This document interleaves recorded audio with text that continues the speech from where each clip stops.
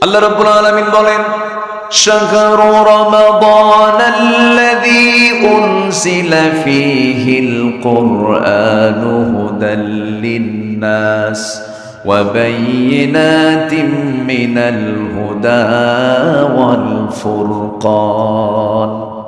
রমজান মাস, আল্লাযী উনজিলা ফীহিল কুরআন, যে মাসে আল্লাহ রাব্বুল আলামিন কোরআন কারীমকে নাযিল করেছেন। কোরআনকে নাযিল করেছেন কোন মাসে বলেন? কোন রাতে? লাইলাতুল কদর। কোরআনটার দাম এত বেশি, কোরআনটার সম্মান এত বেশি যে কোন মাসে নাযিল হয়েছে তাও বলেছেন, কোন রাতে নাযিল হয়েছে তাও বলেছেন। যে মাসে নাযিল হয়েছে সে মাসের দামও অনেক বেশি, যে রাতে নাযিল হয়েছে সে রাতের দামও অনেক বেশি। আর সেই কোরআনটা মানলে আমাদের দাম মনে হয় হবে না, হ্যাঁ?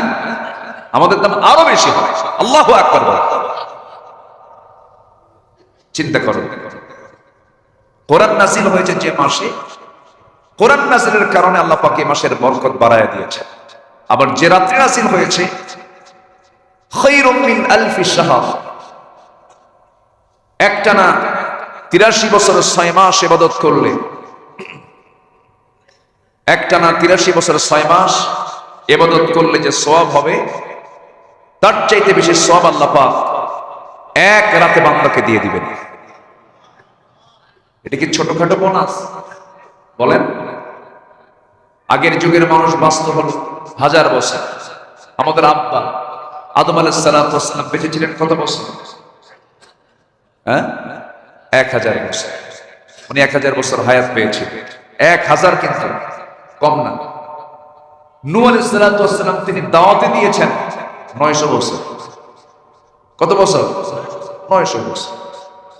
কত হায়াত তাদের লম্বা ছিল। আমাদের হায়াত তো কম।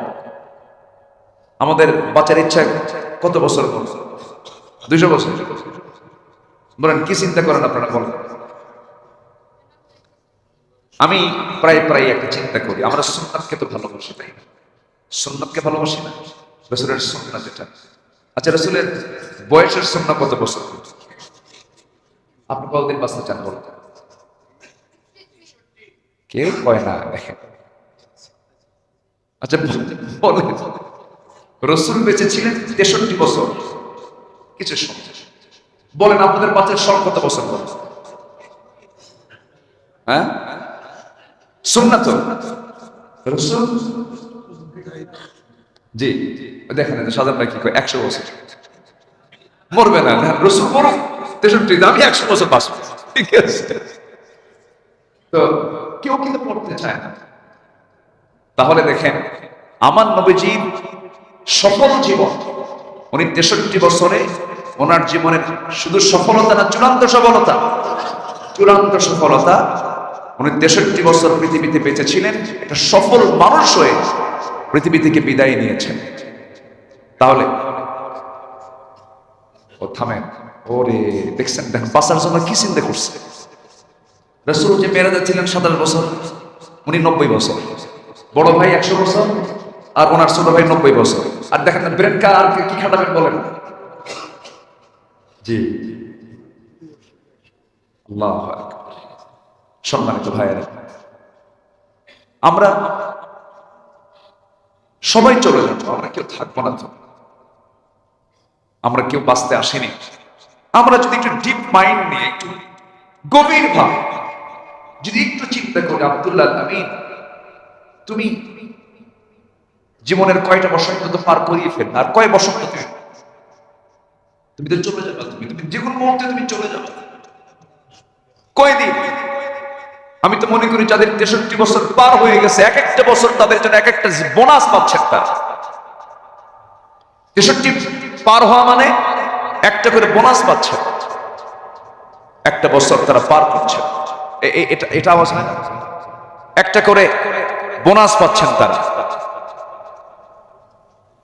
একটা বছর আমরা পার করছি, আমরা আল্লাহর কাছে এই শুকরিয়া আদায় করবো, আল্লাহ আমার হায়াতকে বাড়ায় দিয়েছ, আল্লাহ আমার এই দীর্ঘ হায়াতে যেন তোমাকে সন্তুষ্ট করতে পারি, তোমাকে রাজি করতে পারি, এই তৌফিক তোমার কাছে চাই, এই তৌফিক কামনা করছি তোমার কাছে।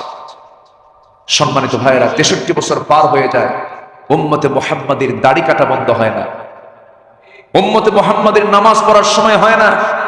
23 বছর 63 বছর পার হয়ে যায়, উম্মতে মুহাম্মাদী মসজিদের দিকে আসতে চায় না।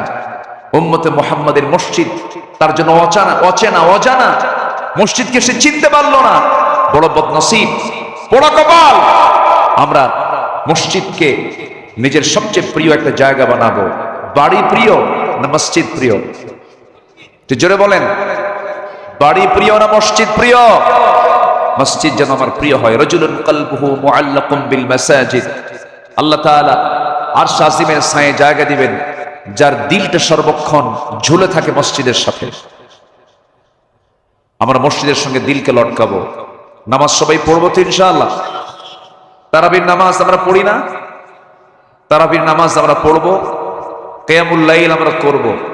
শেষ রাতে মিনিমাম 4 রাকাত তাহাজ্জুদ আমরা পড়বো। 8 রাকাত পড়লে ভালো হয়, 12 রাকাত পড়লে ভালো হয়। মিনিমাম 2 কয় রাকাত? 4 রাকাত উঠতেই তো হয়। আমলটা বাদ দেবো কেন ভাই? আমলটা আমরা করব। দুনিয়ার জীবনে কিছু যদি নাও পাই, আমরা আখিরাতে পেয়ে যাব। দুনিয়ার জীবনে আমাদের প্রাপ্তির এত চাওয়া পাওয়া নাই। আমাদেরকে আল্লাহ যে হুকুম করেছেন সে হুকুম আমরা ফলো করব।